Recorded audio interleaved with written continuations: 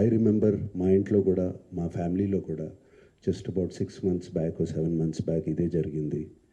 Almost ఇంట్లో family మెంబర్ని ఒక digital అరెస్ట్లో almost 2 days పెట్టారు.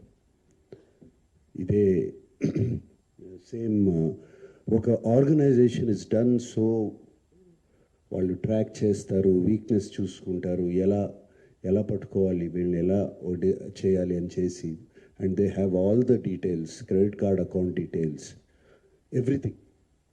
అండ్ కేవలం మనం తెలియకుండా ఏదో ఒక వెబ్సైట్ ఏదో దొరికింది, ఇది ఇంట్రెస్టింగ్గా ఉందని చెప్పి వెళతాం. ఇది సినిమాలు చూపించడం అనేది it is a big trap. అది వాళ్ళకేదో మీకు ఫ్రీగా సినిమాలు చూపించాలని కాదు, వాళ్ళకి దీని వెనకాల చాలా పెద్ద ప్లాన్ ఉంది. To make thousands of crores. This 20 crores అన్న సజ్జనార్ గారు అన్నది is a very small amount వాళ్ళకి. అండ్ 3 కోట్లు దొరికిందన్నారు, నాకు తెలిసి వాళ్ళకి జస్ట్ చేంజ్ అది.